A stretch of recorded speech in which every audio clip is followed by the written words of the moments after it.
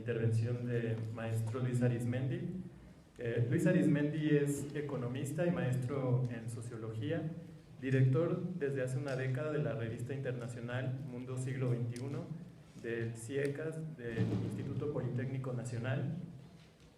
Ha traducido más de 50 ensayos de autores como Noam Chomsky, Emanuel Wallenstein, Samir Amin, Elmar Albater, Georgi Marcus, Peter Townsend, Henri Giroux, entre muchos otros. Ha sido invitado a impartir conferencias magistrales internacionales, entre otras por la Universidad de Partidazán en la India, la Universidad de Barcelona en España, la Universidad Experimental de Guyana y la Universidad Bolivariana en Venezuela, la Universidad Mayor de San Simón en Bolivia, Flaxo, y la Universidad Central en Ecuador, la ESAP en Colombia y múltiples universidades aquí en México, y centros de investigación. Ha impartido más de 400 conferencias y ha participado en más de 80 presentaciones de libros de destacados intelectuales. Ha sido profesor desde hace casi 3 décadas aquí en la Facultad de Economía. Cuenta en 8 países, cuenta con publicaciones en 8 países, que son Estados Unidos, Inglaterra, España, Argentina, Bolivia, México, Venezuela y Ecuador. Recientemente publicó como coordinador el libro Bolívar Echeverría, Trascendencia e Impacto para América Latina en el siglo XXI. Publicó en España Bolívar Echeverría, La aventura de la teoría crítica al barroquismo, en la Revista Internacional de Comunicación y Desarrollo. Es miembro del Consejo de Arbitraje de revistas como Problemas del Desarrollo del Instituto de Investigaciones Económicas de la UNAM y Mexican Studies. Bueno, le cedemos el micrófono al profesor Luis Arizmendi y al final abriremos una ronda de preguntas y participaciones. Muchas gracias. Pues por principio agradecer por supuesto la invitación a este importante seminario que por cierto fue Fernando que se encargó de reactivar después de varios años por acá en la Facultad de Economía y que ahora el colectivo Rumor Marini felizmente se encuentra impulsando. Discutir la vigencia del libro tercero en el siglo XXI invariablemente exige discutir el libro tercero ante la crisis epocal del capitalismo contemporáneo. La crisis más grave en la historia de la mundialización capitalista. Esta no es una mera crisis cíclica, como la crisis europea, la larga depresión del siglo XIX, 1871-1893. Esta no es una mera crisis cíclica como la gran depresión del siglo XX, 1929-1944, porque no se debe pensar sin incluir la Segunda Guerra Mundial. Esta es una crisis cíclica de sobreproducción mundial y mucho más. El alcance de la crisis epocal del capitalismo, porque esta crisis constituye en sí misma una era, no es solo una crisis cíclica, incluye la mundialización de la pobreza, la crisis alimentaria, la crisis ambiental. Se le puede ver con varias décadas hacia atrás haber comenzado, se le puede ver con varias décadas hacia adelante continuar, incluso hacia el siglo XXII, cuando se toma en cuenta claramente su peor dimensión, la que tiene que ver con la crisis ambiental mundializada. Ante la crisis epocal del capitalismo del siglo XXI es que tiene que medirse el libro tercero de la crítica de la economía política. El desafío de repensar el libro tercero ante la crisis epocal del capitalismo es un desafío que está en curso, que obliga a asumir todo el debate que el siglo XX tuvo sobre el libro tercero, sobre la transformación de valores en precios, sobre la tendencia descendente de la tasa de ganancia, sobre las crisis de sobrefinanciamiento, sobre la teoría de las rentas de la tierra, obliga a repensar todo el debate que hubo en el siglo pasado en torno al libro tercero. Pero es interesante percibir que justo el capital se pone muy claramente de regreso en el debate internacional a partir de la obra de Piketty, El capital en el siglo XXI. Piketty no llegó a decir algo nuevo. El principio del que parte es un principio que el marxismo crítico de finales del siglo XX ya estábamos planteando, que estábamos en un tiempo en el cual la desigualdad social estaba creciendo, se estaba polarizando. En todo caso, lo interesante de Piketty consiste en que es la primera vez que se utilizan las estadísticas para dar cuenta a nivel de la economía mundial de cómo es que la polarización producida por la desigualdad en el siglo XIX se fue contrarrestando en el siglo XX y la brecha que se cerró se volvió a abrir a final del siglo XX. La dinámica de la desigualdad avanzó y se volvió a polarizar. Estamos de regreso a un escenario como el del siglo XIX, pero peor porque esto es mundial.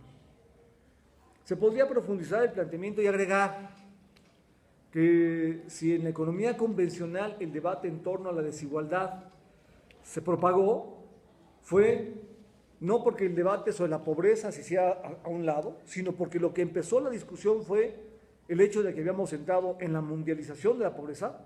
La pobreza no era mundial, se volvió mundial, y la devastación que la acumulación capitalista produce sobre el proceso de reproducción social siguió avanzando en tal magnitud que hablar de pobreza ya no basta.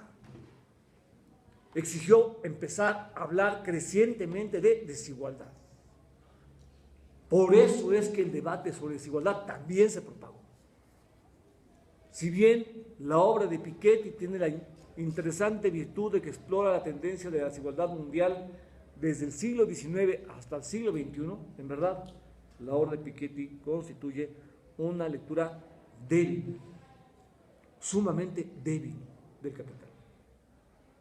Se podría decir directo, es una lectura circulacionista.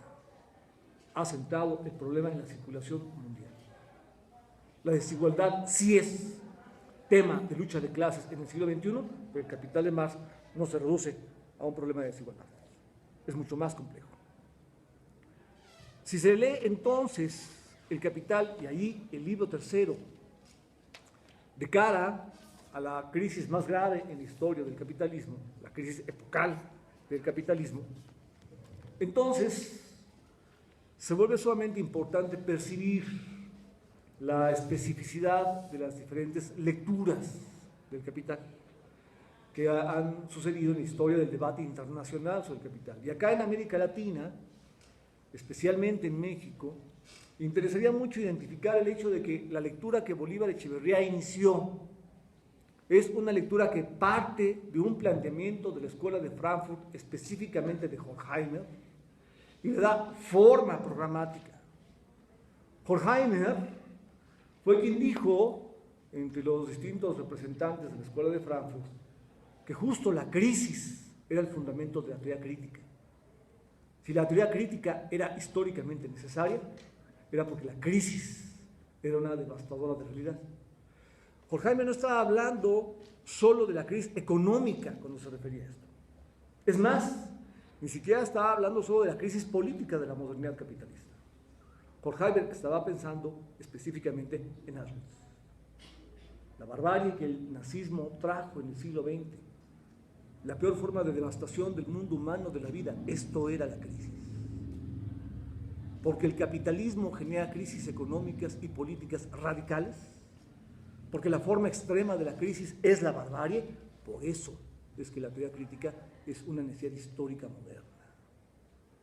Este planteamiento de Horkheimer, que lleva a escribir junto con Adorno la dialéctica de la Ilustración, obra que podría perfectamente llevar como subtítulo Crítica a la modernidad, y más bien incluso crítica a la occidentalidad, porque están tratando la crítica a la Europa nazi en función de su crítica a toda la historia de Occidente.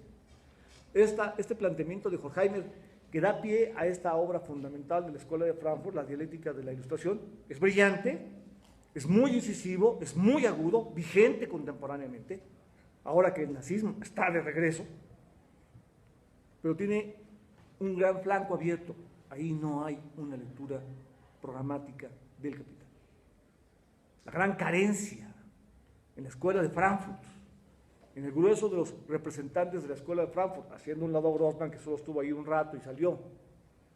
A excepción de Grossman, la gran carencia en la Escuela de Frankfurt es que no hay una lectura programática del capital. Bolívar Echeverría hereda este principio programático de Horkheimer, desarrolla una lectura propia del capital, y el punto de partida del capital, estoy recordando la expresión explícita de Bolívar, el punto de partida es auténticamente insólito, porque lo que Bolívar va a decir es algo que va exactamente al revés de lo que el grueso de los economistas dirían. Lo que Bolívar dice es que el fundamento de la crítica a la totalidad del capitalismo en el Capital de Marx es la crisis estructural. Es más, él dice crisis estructural o absoluta. No está refiriéndose a una crisis cíclica, no está refiriéndose a una crisis por errores de política económica, se está refiriendo a una crisis permanente. Y para que esté claro de qué estamos hablando, cuando Bolívar Echeverría habla de crisis, en primer lugar no se está refiriendo a la crisis en la acumulación de capital. Ya empezar a pensar las crisis en función solo de la acumulación de capital muestra una unidimensionalización del concepto de crisis. El concepto de crisis en Marx está pensado en función de la legalidad del valor de uso. Es porque la vida humana está puesta en peligro de muerte, porque el capitalismo instala un contrasentido sobre el proceso de reproducción social, que la teoría de la crisis en Marx empieza de manera muy radical. El concepto de crisis en Marx tiene como fundamento la denuncia de que la modernidad capitalista gira en torno a instalar peligro de muerte sobre la vida humana. Esto es la crisis estructural, en la estructura de la economía contemporánea, en el fundamento, en la plataforma de la relación global capitalismo, hay muerte, una legalidad de muerte. Este es el problema. Si empezamos con que la crisis es un fenómeno puramente cíclico, ya empezamos mal. La crisis no es cíclica, es permanente, es estructural, y es porque la gente es puesta en peligro de muerte que este sistema puede existir, si no, no podría haber capitalismo.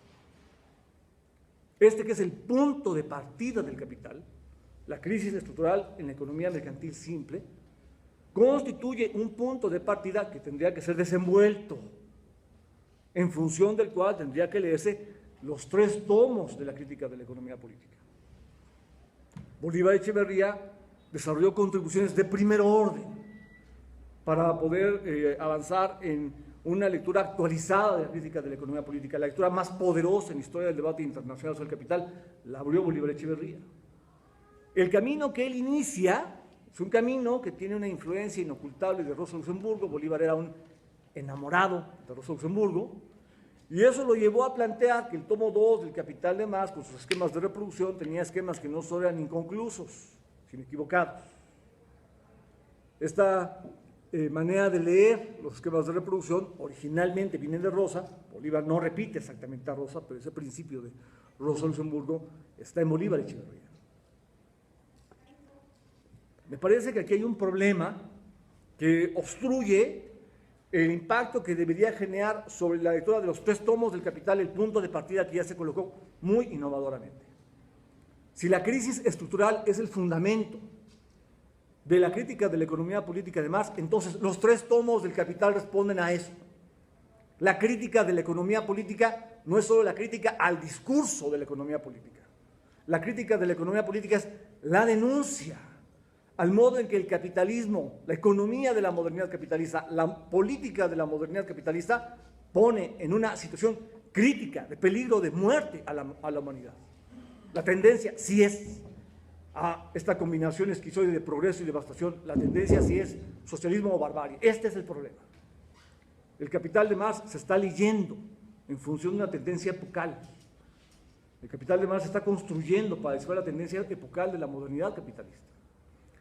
Si el punto de partida es la crisis estructural y se desenvuelve consistentemente, entonces no podríamos llegar a la formulación de que los esquemas de reproducción del tomo 2 del Capital de Marx están no solo inconclusos, sino equivocados, porque de alguna manera suponen que efectivamente el capitalismo puede funcionar en armonía.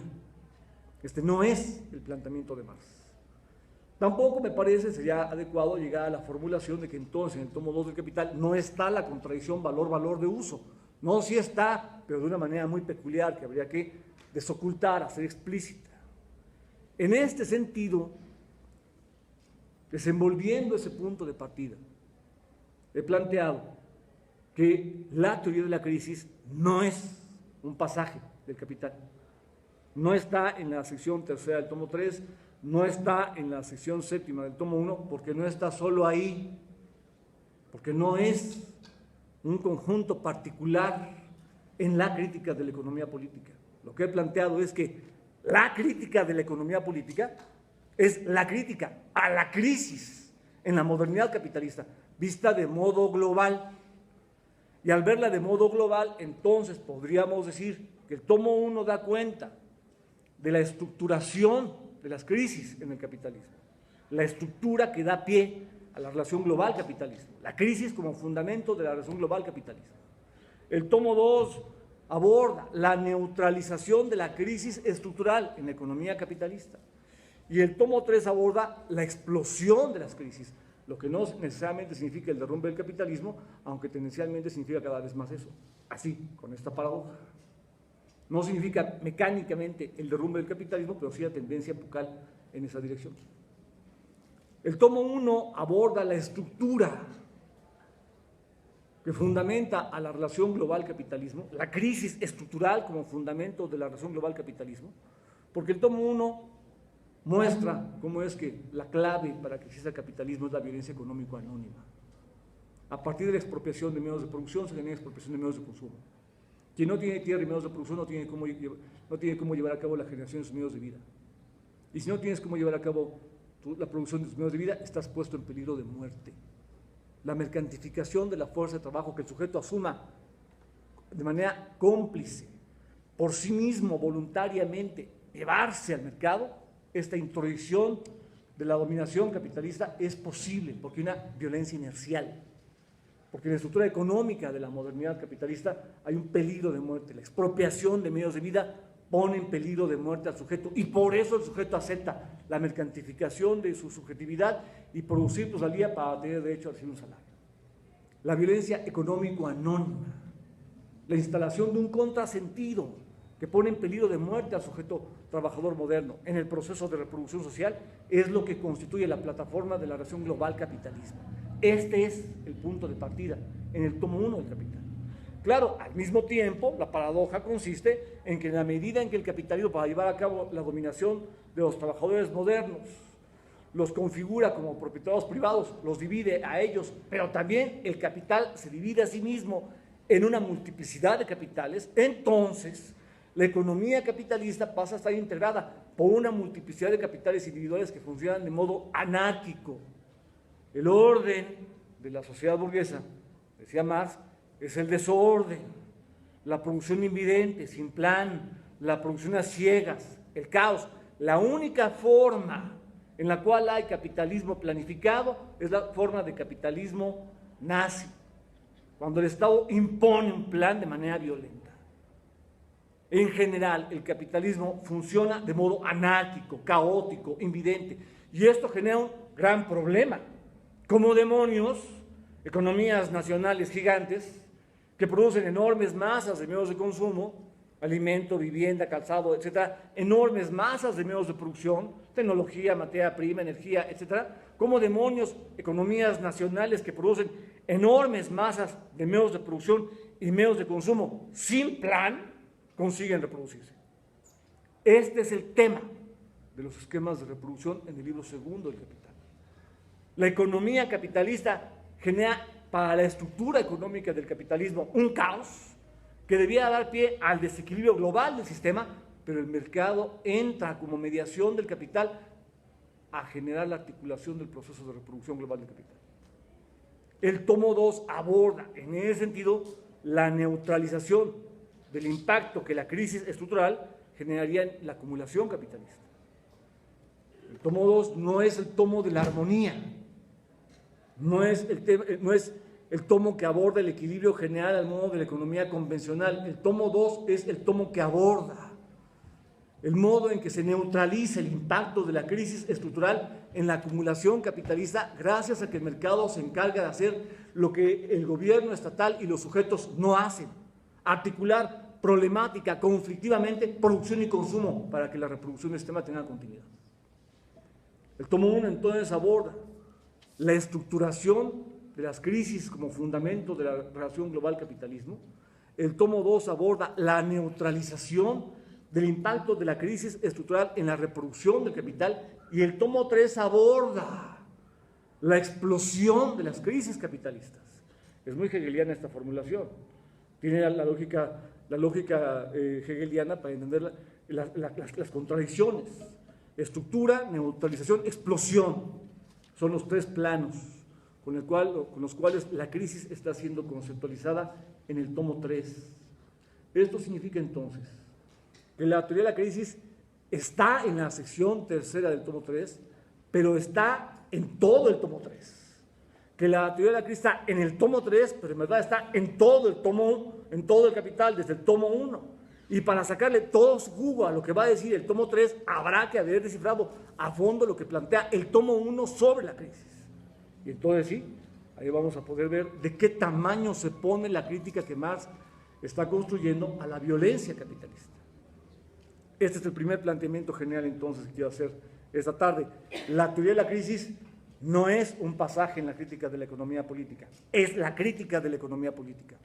La crítica a la economía y la política en la modernidad capitalista es una crítica que denuncia el modo en que el capitalismo instala peligro de muerte para la vida social. Crisis en la modernidad, en su dimensión económica y en su dimensión política.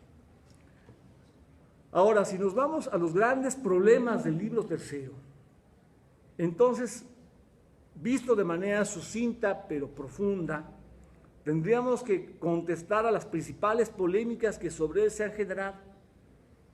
Y en ese sentido quisiera hacer 5 planteamientos. Sobre la base de este planteamiento general, la teoría de la crisis como fundamento de la estructura lógica de los 3 tomos del Capital, ahora 5 planteamientos sobre el tomo 3, el tomo de la explosión de las crisis. Primer planteamiento: la crisis en Marx, la crisis en la acumulación capitalista en Marx, nunca ha sido conceptualizada como sinónimo ineluctable, mecánico de derrumbe capitalista.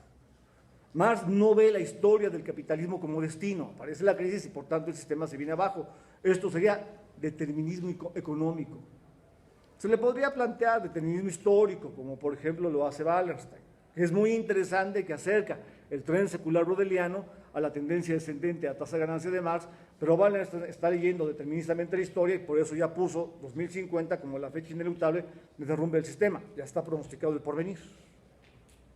Además de que es un error poner la tendencia ascendente del salario, que no existe, como presunto fundamento de la tendencia descendente a tasa de ganancia, porque los salarios suben, la ganancia baja. Este es un planteamiento originario de Ricardo.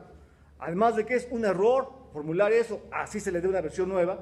Lo que está pasando con Wallerstein es que hay determinismo histórico. Se está leyendo la historia como predefinida de antemano. En Marx, las crisis son procesos en situación, procesos de bifurcación, tiempo de devastación y tiempo de oportunidad. El capitalismo puede utilizar la devastación para apuntalar su poder e ir más lejos. Por eso es que no es una cosa o la otra, la teoría del desarrollo capitalista o la teoría de la crisis, pues van juntas, son lo mismo. El capitalismo se desarrolla devastando el proceso de reproducción social. El siglo XX lo mostró, eso fue el nazismo. Devastaron económicamente y reabrieron canales de acumulación.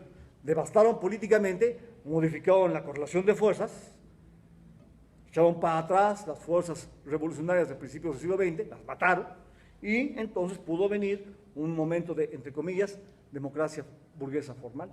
El capitalismo se pone democrático después de la contrarrevolución nazi. Entonces, las crisis son tiempos de bifurcación, de devastación o de oportunidad, pero hacer los tiempos de oportunidad es un reto político. Que la crisis sea tiempo de revolución es un reto político, un desafío del sujeto. Que el sujeto asuma la crisis como tal, para cambiar el porvenir. Como sea, no se trata nada más de que habrá crisis en la acumulación capital cíclicamente y habrá bifurcaciones intermitentemente, ¿no? Hay una tendencia epocal que el manifiesto comunista muestra de manera muy contundente, cuando Marx deja claro que conforme avance el capitalismo, las crisis serán cada vez más grandes, en efecto. Pasó de ser la crisis europea a ser intercontinental, a ser cuasi mundial, a ser mundial. Así avanzaron las crisis desde el siglo XIX hasta ahora. son cada vez más grandes en términos históricos, son cada vez más frecuentes, la distancia temporal entre una y otra se acorta y son cada vez más amenazadoras, más agresivas. Su potencial devastador es cada vez más radical, como está pasando con esta. Ahora estamos hablando de una crisis que pone en peligro la historia de la humanidad y la historia de la naturaleza. Por eso es que esta es una crisis epocal. El capitalismo del siglo XXI le dio la razón al planteamiento de Marx. En este sentido, entonces, la teoría de la crisis en el tomo 3 no debe ser leída mecanicistamente como sinónimo de derrumbe inevitable, no debe ser leída predeterministamente, suponiendo que la historia está definida de antemano, debe ser leída como proceso en situación donde hay bifurcación histórica, tiempo de devastación, tiempo de oportunidad, y en donde justo lo que se va a mostrar es que conforme avanza la acumulación de capital, lo que se vuelve cada vez más radical es la encrucijada histórica decisiva del mundo contemporáneo: socialismo o barbarie. Segundo planteamiento general. Ahora, tercer planteamiento. En el debate sobre la transformación de valores en precios, desafortunadamente, de modo regular, lo que hemos tenido ha sido una influencia, hay que decirlo como es, de la racionalidad matemática propia de la economía convencional. Esa discusión que introdujo von Bauer, que luego tuvo demasiadas olas en el siglo XX, de que Marx no había resuelto el problema de la transformación y que entonces no coincidían los valores y los precios, porque pues tanto estar insistiendo en el tomo 1 que los valores y los precios sean iguales para salir luego en el tomo 3 con que siempre no, porque la ganancia media hace que los capitales individuales no se apropien de la plusvalía que específicamente explotan. Esta discusión que introdujo von Bauer es una discusión que mete racionalidad matemática de la economía convencional en la crítica de la economía política. El problema de la igualdad entre valores y precios no es el problema principal en la discusión de la sección segunda en el tomo 3. Ese problema también se resuelve, ojo, en el tomo 3, pero se resuelve en función del problema esencial, que es un problema económico-político. El problema económico-político del tomo 3, de la sección segunda del tomo 3, es descifrar la especificidad del dominio capitalista en la historia de las sociedades de clase. Nunca en toda la historia de las sociedades de clase sucede que una clase dominante se enfrenta a su interior, se destruye entre sí misma y su sistema de dominación se potencia. Eso no sucede. En la antigüedad, en el medievo, en el despotismo asiático, si la clase dominante a su interior se confronta y se destruye entre sí, eso debilita su sistema de dominación. En el capitalismo, la lógica esquizoide con la cual funciona la modernidad que él impone, sucede algo sumamente singular. La clase dominante se enfrenta a su interior y paradójicamente, incluso